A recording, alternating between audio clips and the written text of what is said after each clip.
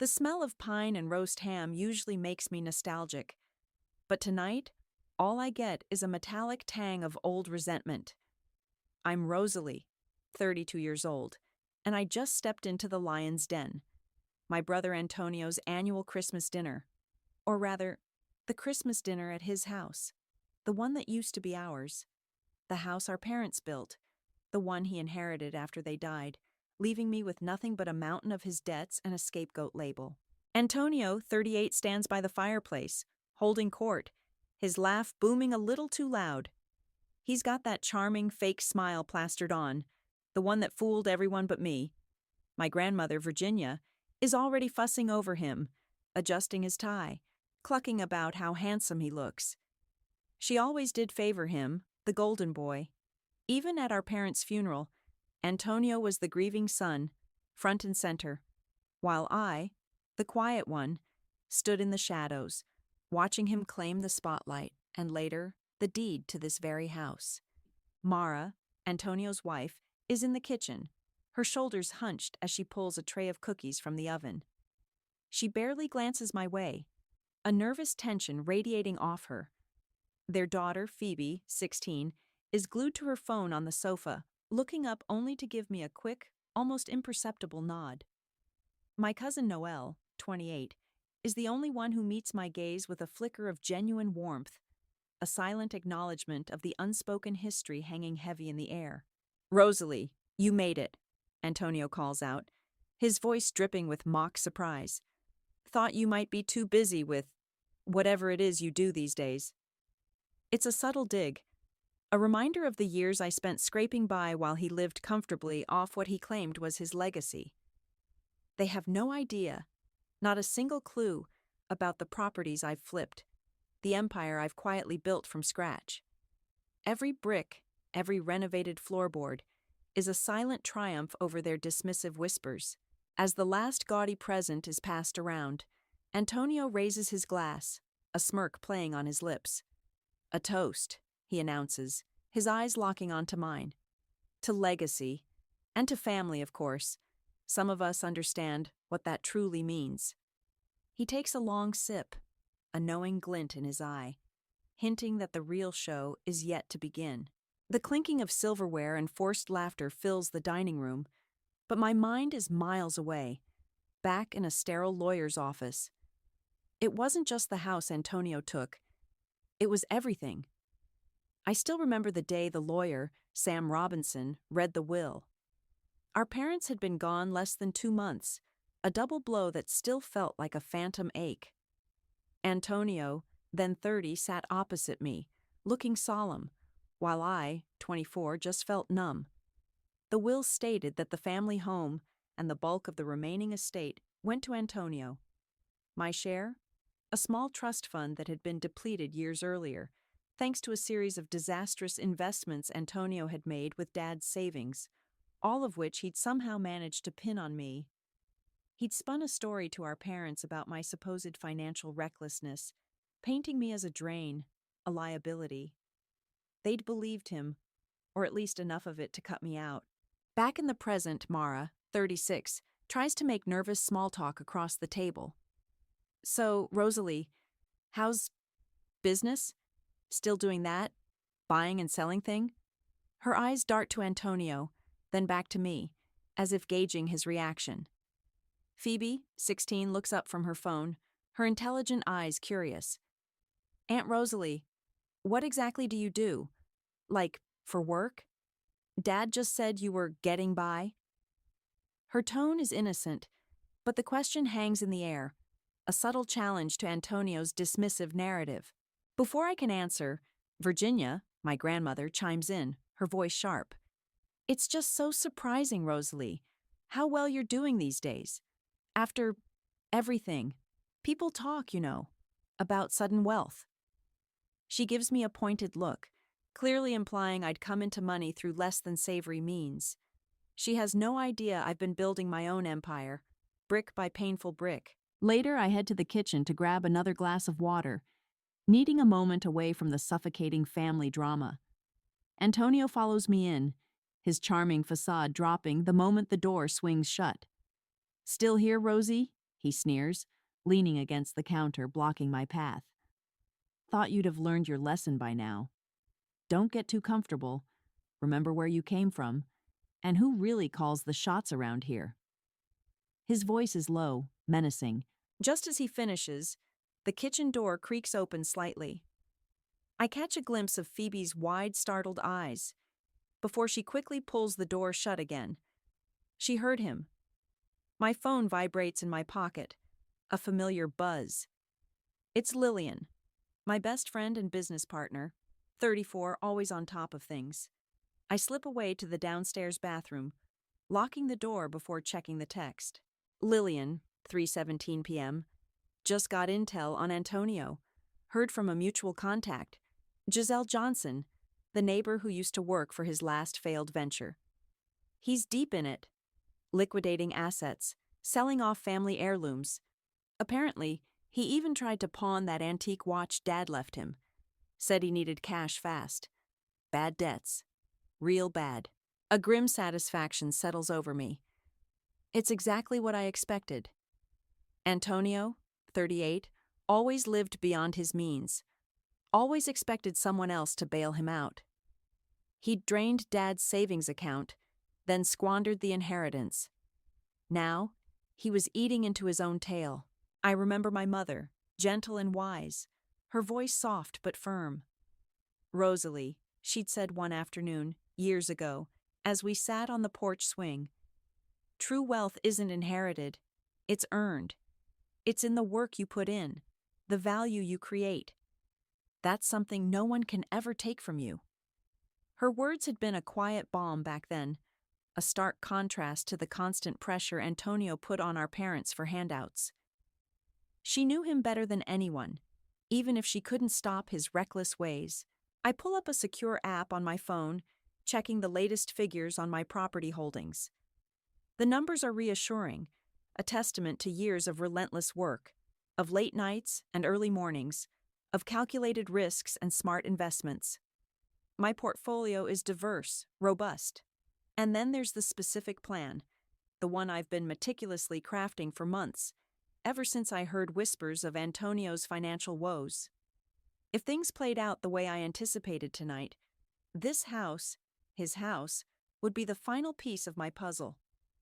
I already had the funding secured, the contractors on standby, the permits pre-checked. I knew exactly what I'd do with the property. I hear footsteps outside the bathroom door, then a soft knock. Rosalie, you okay in there? It's Mara, 36.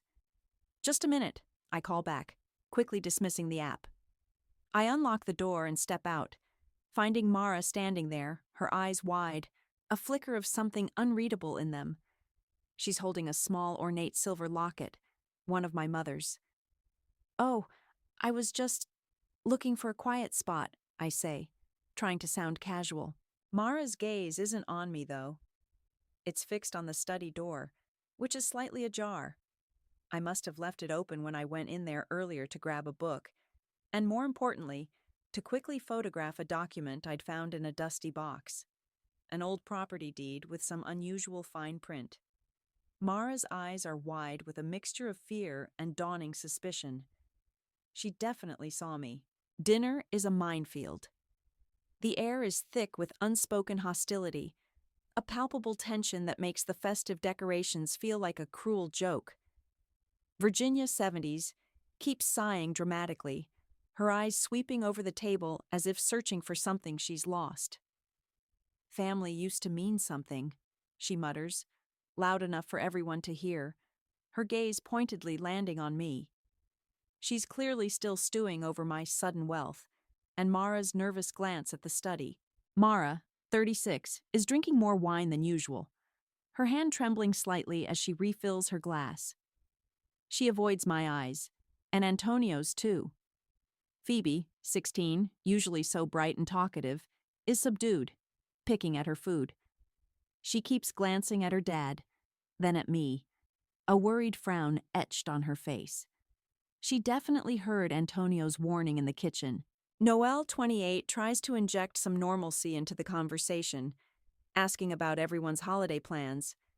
But her efforts are quickly swallowed by the oppressive atmosphere. She looks overwhelmed, her usual quiet support for me replaced by a look of helplessness. Antonio, 38, is in his element, holding court, basking in Virginia's attention. He's telling a long, rambling story about a business deal that supposedly fell through because of unforeseen circumstances. But it sounds suspiciously like another one of his failures. He catches my eye, a smug smile playing on his lips. "You know, Rosalie," he says, his voice casual but laced with venom, "it's funny how some people just live above their means. All show, no substance. Must be hard, keeping up appearances." He takes a theatrical sip of wine, clearly enjoying the discomfort he's creating. He's trying to bait me, to make me lash out, to confirm his narrative of me as the reckless, irresponsible one. My phone vibrates again, a different pattern this time. It's an unknown number. I excuse myself, stepping into the quiet hallway. "Rosalie Wade," I answer, keeping my voice low. "Ms. Wade, Johnny Stout here," a gruff voice says. "Johnny is the private investigator I hired months ago. Got what you asked for. Confirmed everything. The signed affidavit from Mr. Davies, Antonio's former business partner. He's willing to testify. Says Antonio strong-armed him into falsifying those records, the ones that made it look like you were responsible for the missing funds from your father's account. It's all here. Crucial piece of evidence. Just like you said." A cold, hard knot in my stomach begins to unravel. It's time. I walk back into the dining room, the weight of the envelope in my hand a quiet, steadying presence. Dessert has just been served. A rich chocolate cake, Antonio's favorite. He's still holding court, his voice a little louder now, fueled by wine and his own self-importance. "And speaking of family," Antonio, 38, announces, standing up, glass in hand, drawing everyone's attention. He smiles, a wide, predatory grin that doesn't reach his eyes. "I think it's time we address the elephant in the room. Wouldn't you agree, Rosalie?" My grandmother, Virginia, 70s, watches him, her face a mask of approval. Mara, 36, looks down at her plate, her knuckles white as she grips her fork. Phoebe, 16, visibly tenses, her eyes darting between her father and me. Noelle, 28, shifts uncomfortably in her seat. Antonio turns to me, his voice dropping slightly, but still loud enough for everyone to hear. "It's come to my attention, and the attention of others, that certain irregularities have occurred. Certain assets, certain inheritances, that were rightfully mine, that belong to this family, have been diverted." He pauses for dramatic effect, letting his words hang in the air. I'm talking about theft, plain and simple, forgery, robbing our family of what was ours. He points a finger directly at me. "Rosalie, you stole my inheritance. You forged documents. You took what was rightfully mine, what our parents intended for me, and you did it all behind our backs, while we were grieving." A collective gasp ripples through the room. Virginia's face contorts in outrage. "Rosalie! How could you?" she cries, her voice shrill. Other relatives around the table are shocked, murmuring in disbelief. Mara's face crumples, tears welling in her eyes. Phoebe whispers, almost inaudibly, "Dad, stop." But Antonio isn't stopping. He's enjoying this, the spotlight, the drama, the validation of his victim narrative. "You think you can just waltz in here, flaunting your sudden wealth, and we wouldn't notice? We know what you did, Rosalie." I remain calm. My heart is beating a steady rhythm, a drumbeat of years of waiting, of quiet planning. I reach into my bag, my fingers closing around the thick manila envelope I prepared weeks ago. It feels heavy, substantial. I pull it out, slowly, deliberately, and lay it flat on the polished mahogany table, directly between us. The silence in the room is deafening. All eyes are on the envelope. "If you want the truth, Antonio," I say, my voice clear and steady, cutting through the stunned silence, It's all here. The envelope sits there, a silent challenge. Antonio, 38, stares at it, his face a mixture of confusion and a rapidly growing unease. He glances at Virginia, 70s, who is still fuming, then back at the envelope. "What is this, Rosalie? Some kind of joke?" he blusters, trying to regain control. I ignore him. With slow, deliberate movements, I open the clasp and begin to pull out the contents, laying them out on the table for everyone to see. First, a stack of glossy photographs, images of bank statements, each one clearly showing large, unauthorized withdrawals from our late father's savings account, dated months before his death. Then, receipts for luxury items, a sports car, an expensive watch, all purchased by Antonio during the same period, far exceeding his known income at the time. Next, I lay out copies of official documents, property deeds, loan agreements, all bearing Antonio's signature, some with glaring inconsistencies in the dates and notarizations. I have a timeline meticulously printed, showing how Antonio had systematically drained our parents' assets, not just the savings, but also leveraging their small investment portfolio without their full knowledge. Mara, 36, reaches for a document, her hands trembling. Her eyes scan the details, her face paling with each line she reads. Phoebe, 16, leans in, her brow furrowed in disbelief, her gaze fixed on the bank statements. "These are all lies," Antonio sputters, but his voice lacks its usual conviction. "Are they?" I ask, my voice calm, unwavering. "Or is this the truth you've been so desperate to hide?" Sam Robinson, the family attorney, late 40s, who had been quietly observing from the end of the table, picks up a few of the documents. He's neutral, always has been, but his expression hardens as he examines the notarized copies. His face turns pale, a clear sign that what he's seeing is legitimate and damning. He looks up at Antonio, a silent question in his eyes. Antonio, seeing his carefully constructed world beginning to crack, lunges forward, grabbing at the envelope, trying to sweep the evidence off the table. "This is garbage! Lies!" he shouts, his face contorted in a mask of panic. He rips at the envelope, tearing the paper. As it tears, a single folded sheet of paper flutters out from a hidden pocket within the envelope, landing softly on the polished wood. It's a signed confession.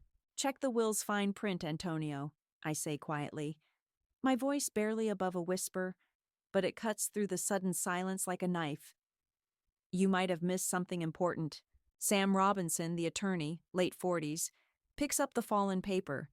His eyes scan the document, and his face goes from pale to ashen.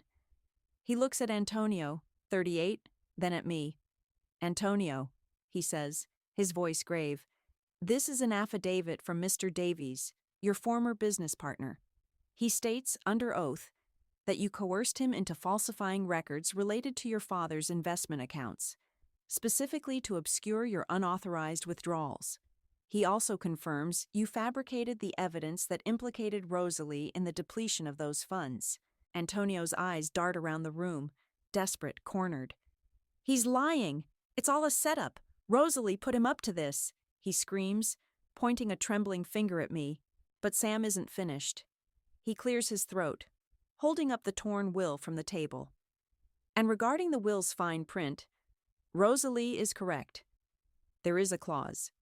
It states that should Antonio Wade be found guilty of financial misconduct, fraud, or any illegal acts pertaining to the family's assets or inheritance, the primary beneficiary clause for the family home and remaining estate reverts immediately to Rosalie Wade." The words hang in the air, shattering Antonio's world. Virginia, 70s, who had been so quick to condemn me, now looks utterly bewildered, then enraged. "Antonio, is this true? You lied to us? You stole from your own father?" Her voice is laced with a betrayal so profound it's chilling. Mara, 36, who has been quietly weeping, looks up, her eyes blazing with a mixture of anger and heartbreak. "Is it true, Antonio?" she demands, her voice cracking. "Did you do this?" Antonio erupts. He tries to blame me again, to spin another lie, but the words catch in his throat. He looks at Phoebe, 16, who is staring at him, her face a mask of profound disappointment and confusion. "Dad," she whispers, her voice barely audible. "Is it true?" Antonio can't answer. He just stands there, defeated, his earlier bluster evaporated into thin air. I stand up slowly, deliberately. The room is silent, every eye on me. I walk over to the mantelpiece, where a framed photo of my mother sits, her gentle smile a stark contrast to the chaos around us. I touch the glass, a quiet acknowledgement of her spirit, her wisdom. Then I turn to face the entire family, my gaze sweeping over each shocked face. "This house," I say, my voice steady, clear, "was my mother's home.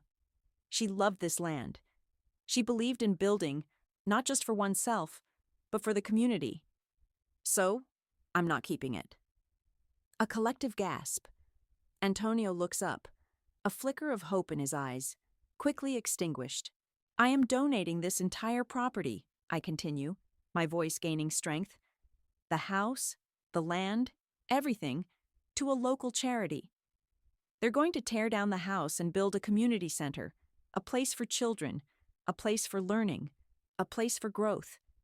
It will be named the Eleanor Wade Community Center, in my mother's honor." The family sits in stunned silence. Antonio's jaw drops.